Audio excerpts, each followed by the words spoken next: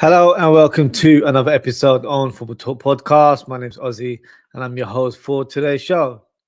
We're almost a third into the season now and things are starting to take shape, which for me could be regarded as one of the great seasons I would say in recent history. With so many teams being competitive and challenging for that top spot. One match was the poster of the Premier League football, and that was Chelsea versus Man City, which had everything. Then you had Liverpool back to winning ways and coming up to second place.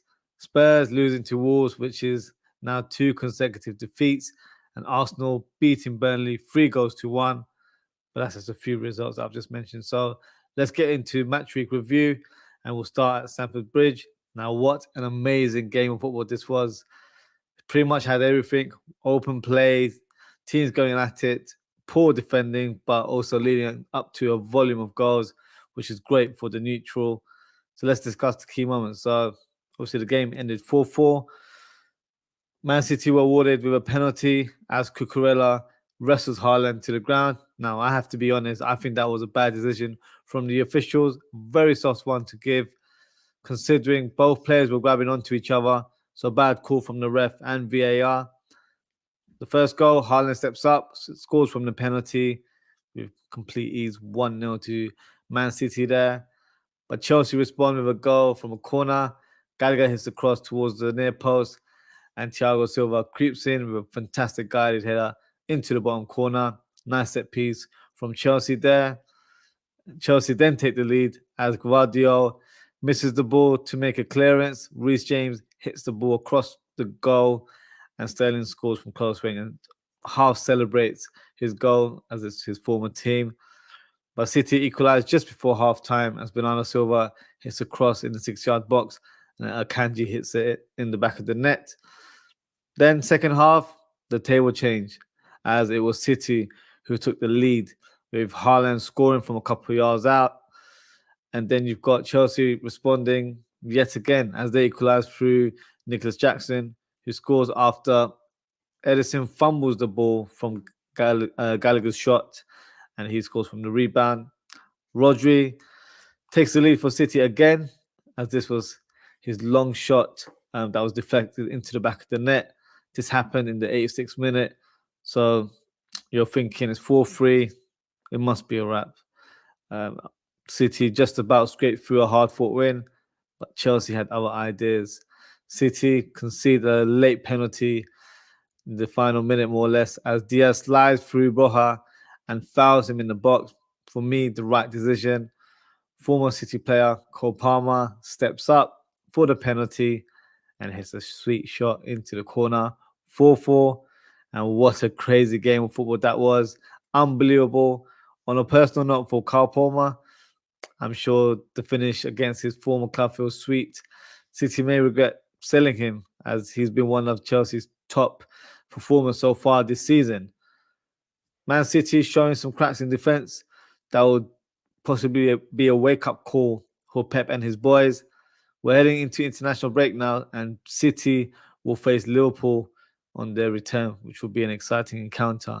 But overall, well done to Chelsea, who have been a part of two of the best games so far this season. Things seem to be clicking now, so let's see if they can string a run of wins in the upcoming weeks. Now, the next game, Liverpool versus Brentford, which ended 3-0.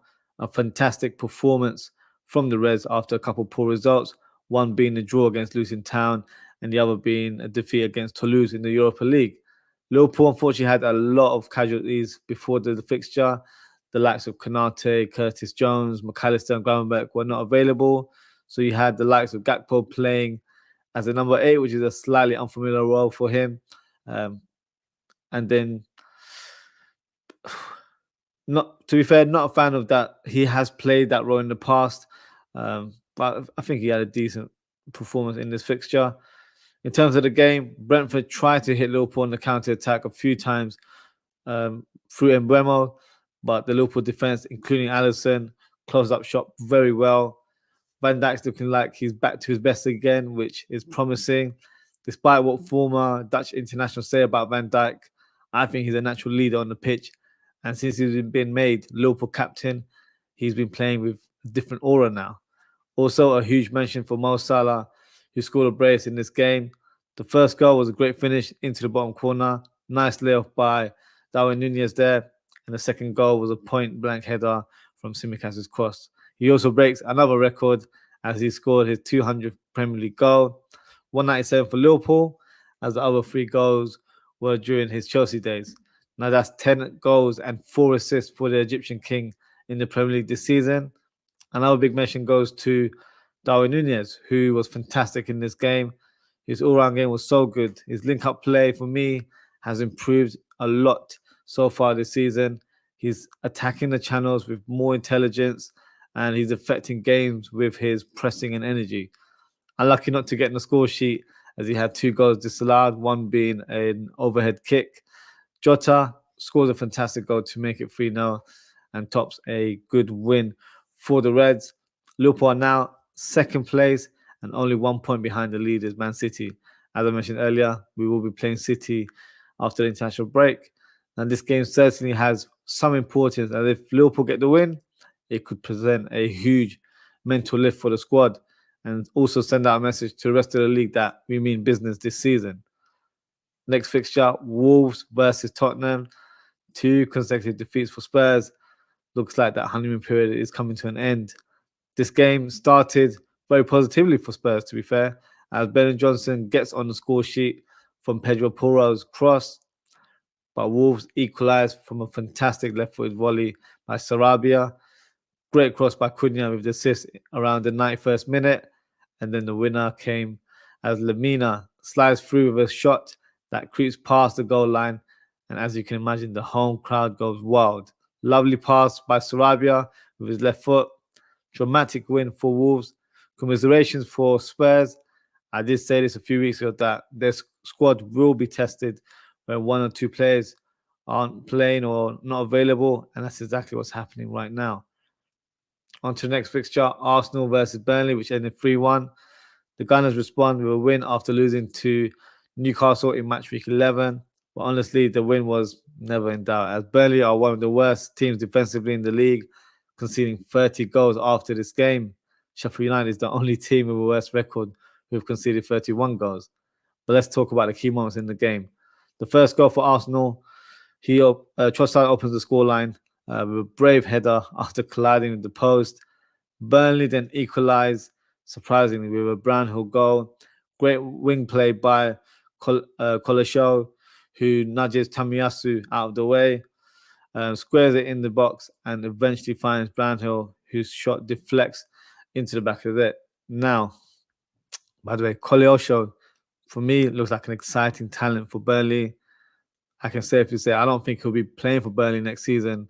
I can see one of the solid or good Premier League teams, the likes of Aston Villa, Brighton, Brentford, one of those teams signing him up next season. So, mark on words, you heard it first here. In terms of the game, Arsenal then take the lead. Trossard whips a great cross from the corner. Saliba leaps in the air and heads the ball home. Great finish from the defender, who's been outstanding so far this season. Arsenal then make it 2-1 as Mr. Cobra Kai Zinchenko hits a karate kick shot into the back of the net. What a spectacular goal from the player. But overall, a good win for Arsenal. That puts them third in the league, joint points with Liverpool, but Liverpool have a better goal difference. The next fixture, Bournemouth versus Newcastle, which ended 2-0. Definitely the surprising result of the week, as the 2-0 lose to the Cherries.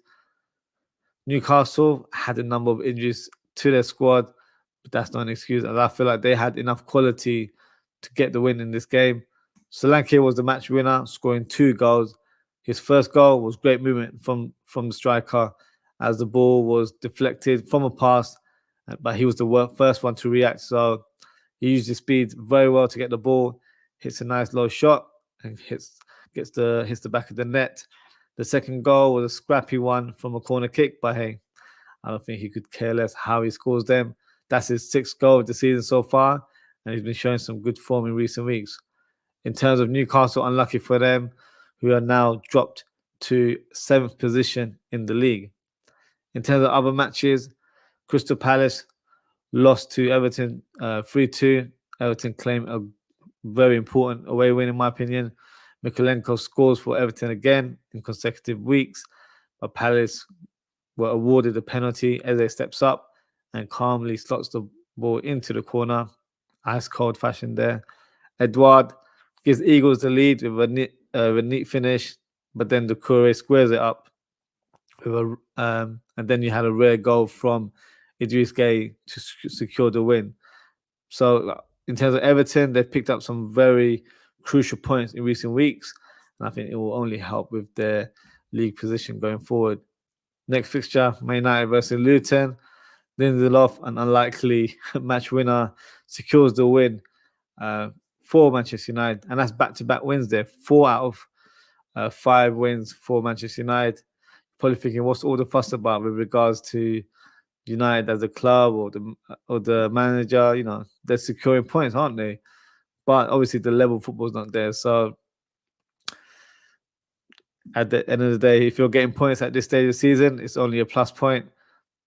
But we'll see how it goes for Ten Hag. As a Liverpool fan, I think Ten Hag's doing a fantastic job. So Ten Hag forever in my books. Aston Villa, they beat Fulham 3-1. Villa's amazing home form continues. That's their 13th straight win in the Premier League. An own goal from Robinson gives Villa the lead. McGinn scores a fantastic goal with his left-footed strike. Something I found out earlier today was about his celebration, where he puts his does like a glasses kind of thing. That was actually a dedication to his nephew, who has to wear goggles when he plays football. So a nice little touch for his little nephew there. But in terms of the game, Watkins rounds up a great counter-attack, scoring from close range and scoring the third goal for Villa. Jimenez gets the consolation for Fulham, but it's his first goal in 18 months. So hopefully he can kick on from now. The next fixture, Brighton versus Sheffield United, another draw for the Seagulls. Still looking for their first win since September the 24th, and that was in match week 6 against Bournemouth. They opened the scoreline with a fantastic goal from Adingra. Harsh red card, in my opinion, for Daoud. Don't think he meant to step on Osborne's ankle. Looked pretty accidental. So for me, might be something that will be rescinded if Brighton make an appeal, but it remains to be seen if they do. Webster scores an own goal that gives the Blaze a valuable point. And the final fixture of match week 12, West Ham versus Nottingham Forest. And what a game this was, full of goals. Paqueta opens the scoreline with a great shot from outside the box. And then you have Awoni equalizing just before halftime. Elanga then takes the lead for Forest. Great finish with his right foot. West Ham respond immediately with a header from Jared Bowen, one that he doesn't really score many in terms of headers, so one for the record books there. And then Susek gets the match winner with a great header, lovely delivery from James Ward-Prowse as always. So that's a good quick roundup of match week 12. In terms of FPL, so the FPL Manager of the Week goes to Anish Dogra. So you're probably thinking that name may ring a bell to you. Anish Dogra is a friend of the channels. He's been on our show quite a few times, and he's managed to be Manager of the Week. His team name is Sow Me the Money, obviously in line with Sabozlai's name, and he managed to get 107 points. So well done to Anish. A great point tally for you this week. I think it's helped you climb up the league as well. In terms of my performance, I got 80 points this week, which is respectable. I've moved up to 62nd in the league, so still a long way to go. But I'll be more into FPL after the international break because I've got a lot of catching up to do. Just going to go through some comments. We've got Brush with some popcorn emojis. Thank you for your comment there. Hope you're enjoying the show. And then we've got Anfield Uncle Rod says, yo, brother, with the peace sign. Thank you, Uncle Rod, for your comment. And thank you for tuning in. Let's just share the screen with regards to FPL and see what the league standing is currently. So here it is. So the top of the league, we've got a new league leader now. We've got Nane Asare who managed to get 89 points this week. So he's top of the league. So well done to Nana. You've got one Ashraf still in the same position. You've got Reina Malik in third position, who's moved up. You've got Pasuran Mania fourth. Kushgang Ibrahim Rashid. So he was number one last week, I believe. So he's dropped to fifth. And you've got Vipin Mohan, the special one. Jonas Smith is stationary in number 7. Anish Dogra, who is our FPL Manager of the Week this week. We've Sold Me the Money, is number 8. And you've got Cash Me Outside, Daniel Dwamina, Afla Dwamina. And you've got Jake Harrison moving down to 10th with Kinder Bueno. So, yeah, a couple of new names there. And we're having like new leaders every week. So it's definitely intensifying and getting more interesting as the weeks go on. And yeah, so that's the wrap up for today. So thank you to everyone for tuning in. If you haven't already, please don't forget to like, comment, share, and subscribe. As it's International Week, we'll be back in a couple weeks' time for Match Week 13 review. So in the meantime, I'll be doing some FC24 shows and test out my gaming skills in career mode. So have a look out for that. For all the latest updates, announcements on upcoming shows, you can follow me on Twitter at OzzieFTP, and you can follow me at Ozzie.ftp on Instagram, Threads, and TikTok. So until next time, guys, take care, stay safe, and I hope to see you all very soon. Goodbye.